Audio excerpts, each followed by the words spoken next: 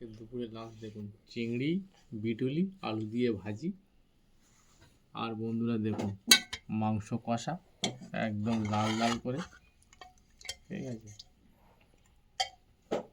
আর rice তো আছেই বন্ধুরা। শুরু করছি বিসমিল্লাহ বলে।